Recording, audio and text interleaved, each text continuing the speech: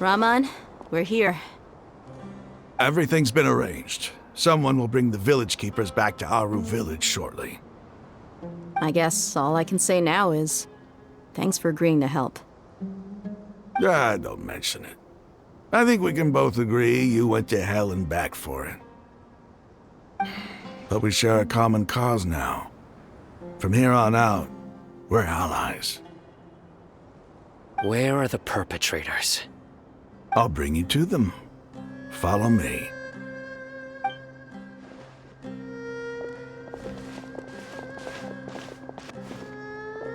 So these are the people who kidnapped the village keepers. Oh no, it's the scribe! There's no need to yell. No one can help you now. We've been all over the desert trying to find you! That's right.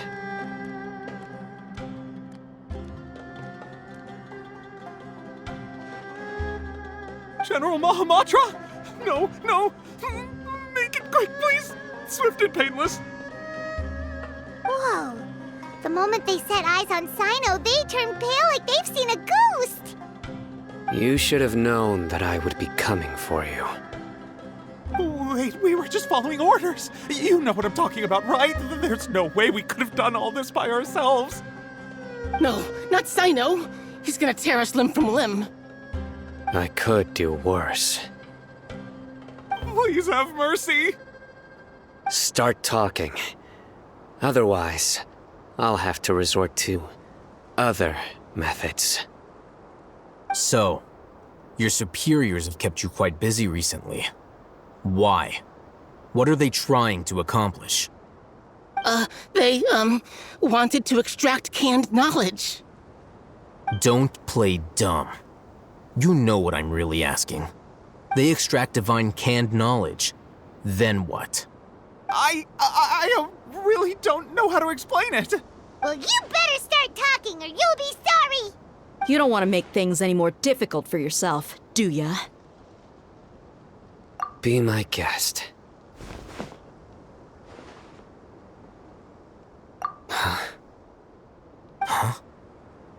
Uh-huh. That sure didn't sound like a fancy metaphor or anything. You're serious, aren't you? How did you know? There's no use hiding it now.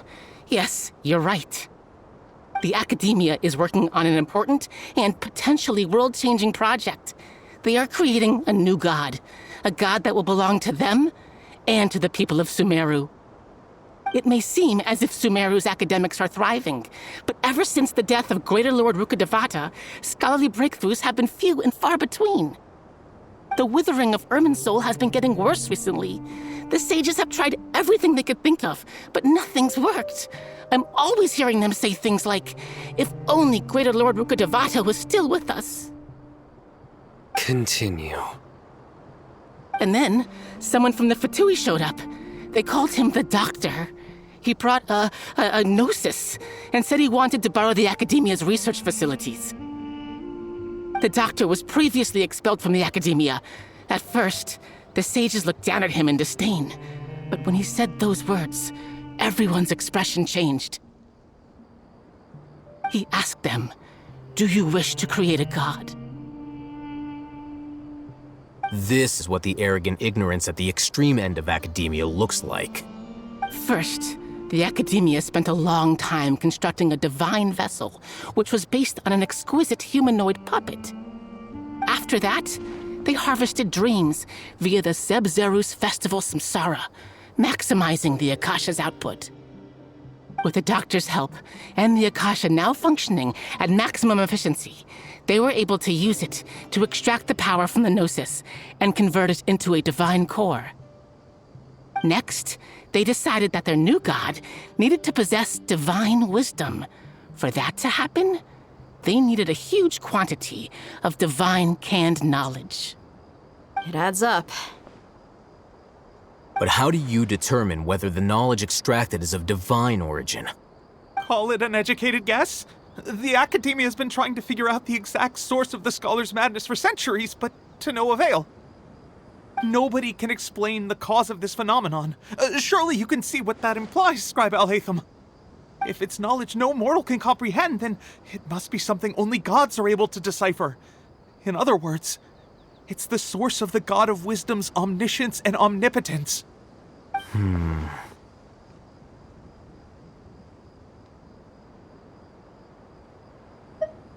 You must have noticed by now. The Academia doesn't care about who their god is. It's the ability to exercise control over knowledge and wisdom that matters. It is as if they are cursed with a desire for omniscience and omnipotence that burns in their blood. Some organisms demonstrate phototaxis, and thus orient their entire lives in respect to sources of light. For the sages, their only source of hope is the existence of a deity who embodies the acme of wisdom. This is but a form of phototaxis. For many scholars, the absence of a god of wisdom means stumbling in the darkness for the duration of their lives. Then what does Lesser Lord Kusanali mean to you? Is she not a true god present in this world? If you already have a new god, why try to create another one? From the beginning, the Academia has never treated her as a god. When the Academia first discovered Lesser Lord Kusanali, the newborn god of wisdom, the sages hoped that she would be as wise as Greater Lord Rukkhadevata. But upon evaluation, they found that at the time she possessed no more intelligence than any ordinary human child. The sages never had a ruder awakening. This forced them to accept that Greater Lord Rukkhadevata had indeed passed away. Not to mention that Lesser Lord Kusanali's gnosis had been used to power the Akasha this entire time.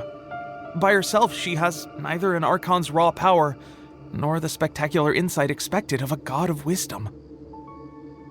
Slowly but surely, people began to forget about her existence. So, this is the path the sages have chosen.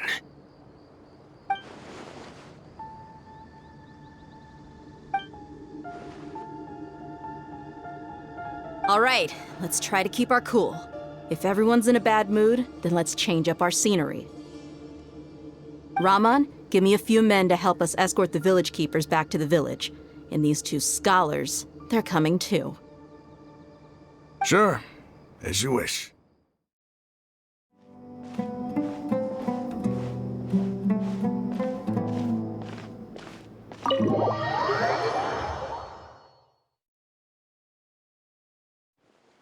The village keepers you found have all been returned to their homes, and each one has a dedicated caregiver to look after them. The two new scholars are being kept under close supervision, too. Really great work, everyone. The atmosphere is so heavy.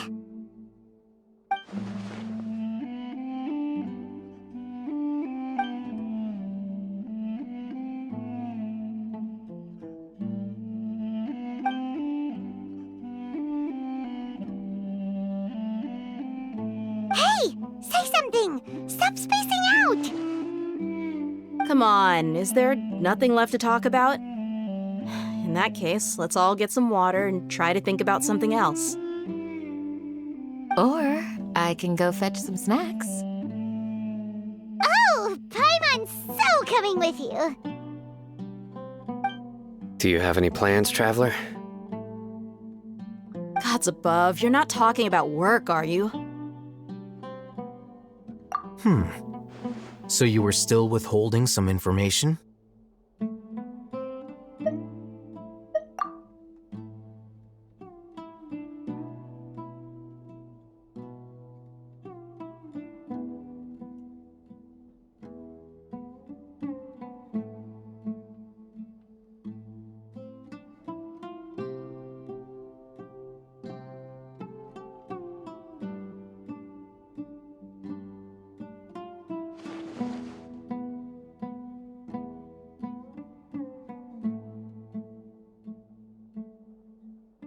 Even though we lived through all of this firsthand, it still feels super surreal to hear you talk about it again.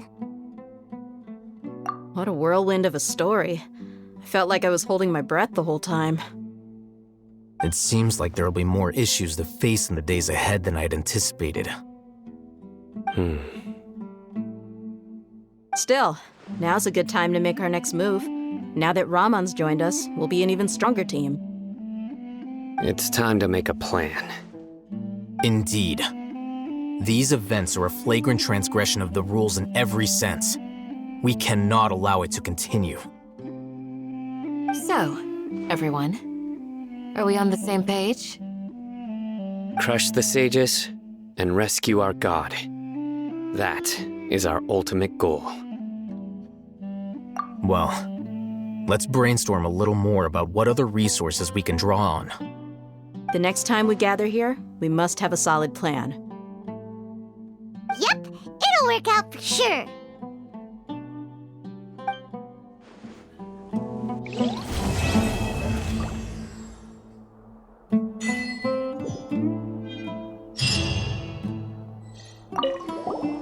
Don't rush.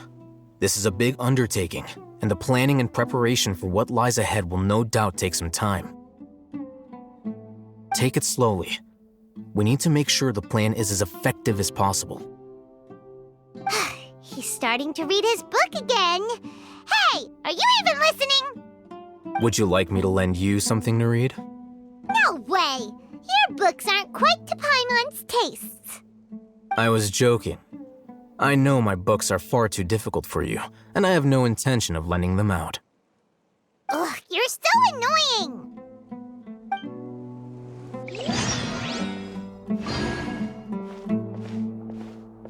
You must let me know if there's anything I can do to help.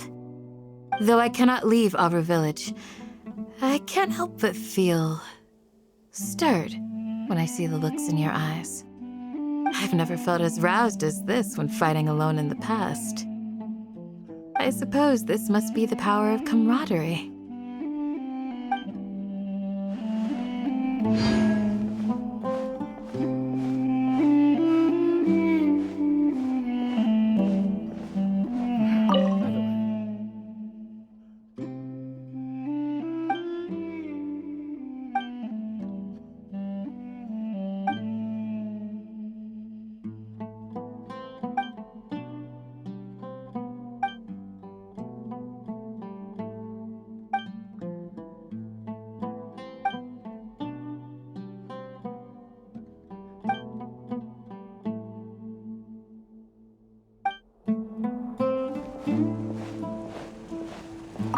The past few days have been some of the most challenging work I've ever taken on. And none of it'll earn me a single mora. I can't believe it. Look on the bright side, Dia. Maybe we'll get a huge reward after this is all over. You've got a point. Hey, what would you do if you woke up tomorrow with more money than you could ever spend? Paimon would buy boatloads of tasty snacks. That's it? And maybe some tasty drinks as well? How adorable. Well, here's to all our indulgent fantasies. If there's a chance they can come true, I'll give it my best shot. And here's hoping that everything we do from now on will change this world for the better.